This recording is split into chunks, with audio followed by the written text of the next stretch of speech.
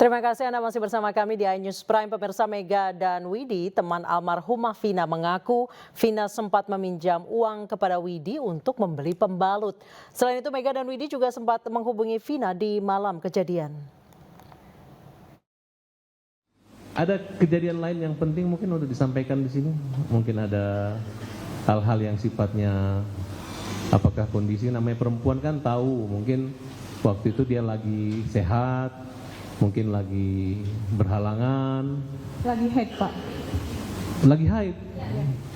Maksudnya lagi haid menstruasi? Ya, jadi pas siang dijemput sama aku sama Mega, kira-kira nyampe rumah aku tuh jam 2, kurang lebih jam 2, Pak. Pas begitu baru masuk ke dalam rumah, si Meganya ke WC, si Vina tuh bilang begini, Pak, "Wid, ada uang nggak?" Dia bilang begitu. "Aku minjem dong 50 aja buat beli pembalut sama beli Indomie 2. Ini kesaksian baru terungkap di sini. Karena kalau disesuaikan dengan hasil lab cream atau visum itu memang ada pendarahan aktif itu. Saya nggak tahu, nanti kita akan sampaikan ke saksi ahli nanti. Tapi kalian yakin bahwa ada Vina waktu itu lagi haid? Iya, yakin, Pak. Yakin, Pak, karena saya nyuci darahnya. Kan jadi saya tuh pulang kan dari main sama pacar saya, kurang lebih jam 10, saya balik lagi ke rumah Widi. Saya kan mau buang air kecil. Nah, di situ ada celana dalam sama pembalut, tapi itu masih banyak darah, Pak. Nah, kan kalau saya orangnya risih gitu tuh, Pak. Risih, saya siram-siram. Nah, itu tuh ada juga conditioner Sunsilk warna kuning punya saya, soalnya habis. Saya kan sambil marah-marah, soalnya saya belum pernah pakai sama sekali, tapi kok udah habis. Ini pembalut punya siapa? Jorok banget, kebiasaan, nggak pernah dicuci atau ini gitulah, Pak. Nah, terus kata Widi, itu tuh anak itu, gitu, Pak. Ini kesaksian sangat penting sekali. Nah, jadi cuci sama sayanya, Pak. Artinya, tapi pakai kaki. Saudara saksi, kalian itu disumpah loh. Disumpah di hadapan Allah Subhanahu wa taala di atas suku Al-Qur'an lagi. Artinya ini jangan seolah-olah kalian ngarang-ngarang atau mungkin lupa, mungkin pada saat sebelum kejadian, memang pada hari tanggal 27 Agustus. Iya. Jam berapa sore? Malam, Pak, jam 10-an. Saya pulang dari main sama pacar saya, balik ke rumah Widi, kan buang air kecil. Nah, itu. Berarti 26 kalau malam. 27 cuci celana dalamnya tanggal berapa? Tanggal 27 itu, Pak. Oh. Iya, malam Minggu. Oh, waktu itu Vina udah nggak ada ya? Udah nggak ada. Tapi yakin itu celana dalam milik Vina? Yakin, Pak, karena itu celana dalamnya punya dia, saya pernah nyuci, pernah jemur juga, Pak. Artinya ini Vina kalau tidur di rumah kamu, dia nggak bawa pulang celana dalamnya? Enggak, ada 2, Pak. Yang dia tinggal di situ, Pak. Cuma celana dalam itu aja. Itu aja, saya silakan begitu. Sementara itu, dalam tayangan Rakyat Bersuara, pengacara Ibtu Rudiana Elza Syarif dan pengacara Suroto Rasman Arif Nasution mempertanyakan kredibilitas saksi yang dihadirkan. Rasman bahkan prihatin begitu banyak saksi yang bermunculan tanpa diperiksa polisi terlebih dahulu. Kita kan melihat bahwa dari faktanya di putusan bahwa kematian dari almarhum Eki itu kan bisa ketahuan jamnya. Iya. Jamnya dia meninggal di tempat, ya. Dan di mana penemuan dari saksi Suroto, Muhyiddin, Supardi, Suja itu kan mengetahui penemuan di sana, ya. Tapi disebutkan dalam putusan 21.00 di SMP belakang showroom itu.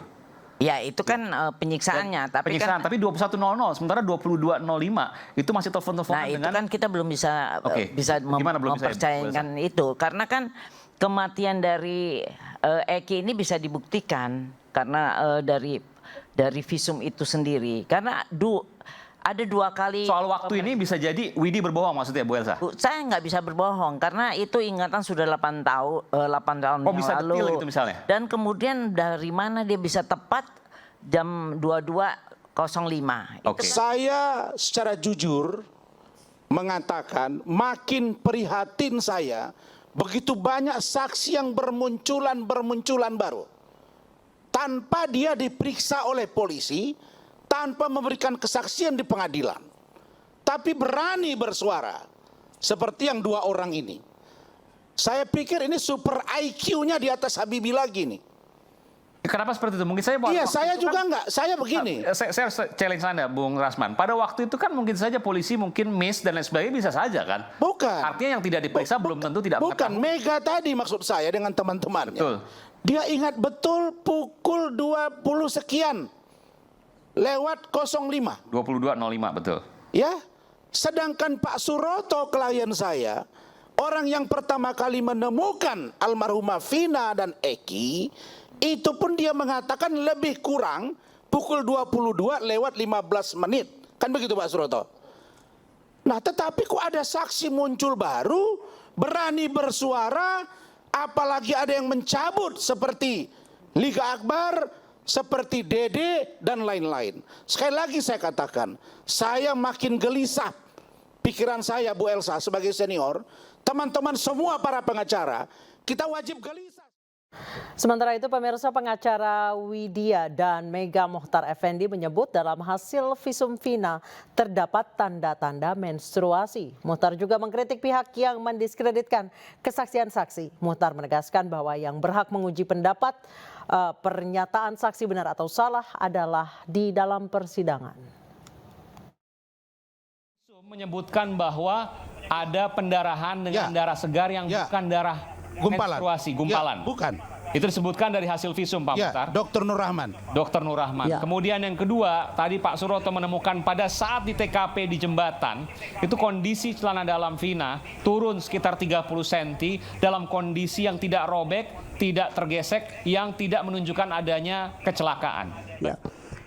Bahwa klien kami ini nyata dan jelas mendengar untuk pertama kalinya kedua orang ini adalah korban kecelakaan. Siapa yang menyampaikan adalah polisi, anggota Polsek Talun, yang di dalam telepon tersebut juga dia memperkenalkan diri, kami polisi dek, ya, Ananda Vina dengan Eki kecelakaan tunggal, demikian ya. Nah, kemudian dibawa ke rumah sakit, kan itu. Selanjutnya, Saudara Rasman tadi dengan tegas dan nyata menyatakan bahwa hasil visum et repertum menyatakan tentang adanya pendarahan. Bung Rasman, coba baca lagi berkas ya persidangan tahun 2016. Yang memeriksa korban Vina itu adalah Dr. Ihda, bukan Andri Nur Rahman. Andri Nur Rahman itu kalau tidak salah itu adalah dokter forensik yang melakukan autopsi. Ya, di dalam hasil visum et repertum yang dibuat oleh Dr. Ihda tidak ada menyebutkan adanya hasil atau ciri-ciri diperkosa. Ya, tidak ada menyebutkan sperma tercecer. Yang ada justru adalah darah segar yang mengalir tanpa disertai gumpalan jaringan. Itu saya mau Coba tanya. Dibaca itu. Apakah itu kemudian menyimpulkan bahwa tidak ada menstruasi di sana menurut Anda, Bung Mohtar? Justru kalau adanya aliran darah yang mengalir dari alat kelamin tanpa disertai gumpalan, itulah tanda-tanda menstruasi. Ya. Kalau ada gumpalan jaringan, nah ini yang patut ditanyakan. Gumpalan jaringannya berbentuk sperma atau apa? Kan begitu. Ya. Nah, kemudian selanjutnya memang di visum tidak disebutkan menstruasi, tidak menyebutkan ya. Tidak disebutkan di dalam visum itu. Disebutkan apa Bang Aiman? Apakah menstruasi tidak ada Kak? Pernyataan itu dalam visum misalnya? Tidak ada, hanya darah segar tanpa gumpalan. Tidak disebutkan, ceceran sperma tidak disebutkan. Hanya disebutkan darah segar mengalir tanpa disertai jaringan gumpalan jaringan. Justru kalau ada jaringan gumpalan artinya apa itu, Pemutar? Artinya hanya darah segar tok yang keluar. Oke, dan itu bisa diartikan sebagai darah menstruasi. Betul.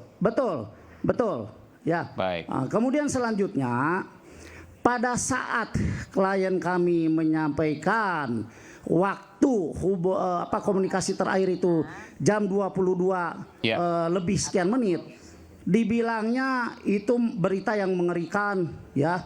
Sementara mohon maaf, silahkan cek tadi Pak Suroto bilang 22 lebih 5 menit. 15, Pak Suroto 15. Kalau kita berbicara, mohon maaf, ya Bang Aiman. 22 lebih 15. Ya, oke. Artinya ada menit yang disebutkan. Ya. Ya, ada menit yang disebutkan. Ya. Nah, maksud saya menyampaikan ini, mari kita saling menghargai ya pendapat seseorang. Toh yang berhasil atau yang berhak untuk menguji pendapat ini benar atau salah, itu bukan di ruang forum ini, di ruang persidangan. Nah, kita orang sama-sama orang hukum kok. Masa ruang forum ini dipakai untuk menjustifikasi orang ini salah, orang ini benar? Pendamping keluarga terpidana kasus pembunuhan Vina dan Eki, Dedi Mulyadi, mempertanyakan kesaksian Aep dan Dede yang dijadikan dasar putusan hakim di tahun 2016. Padahal Aep dan Dede tidak hadir di persidangan dan tidak diambil sumpahnya.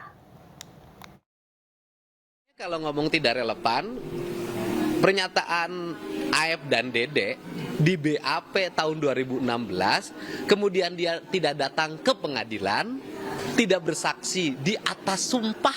Kenapa itu dijadikan dasar?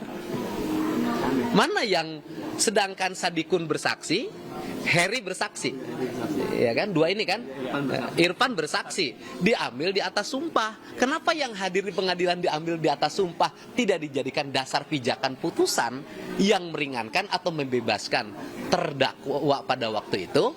Ya kejadian kan jelas, Dede itu ditelepon sama AF, kemudian minta diantar ke Polres. Karena Aep itu pendatang baru di Cirebon, maka dijemputlah Aep. Sampailah dibonceng pakai motor ke Polres. Sampai di Polres, ternyata Dede malah diminta untuk menjadi saksi. Awalnya menolak, tetapi karena kemampuan diri berhadapan dengan aparat itu sangat terbatas untuk menolak, ya pada akhirnya mereka bersedia. Pusat Bantuan Hukum Perkumpulan Penasihat dan Konsultan Hukum Indonesia atau PERAKI ditunjuk Aep Rudiansyah sebagai kuasa hukumnya.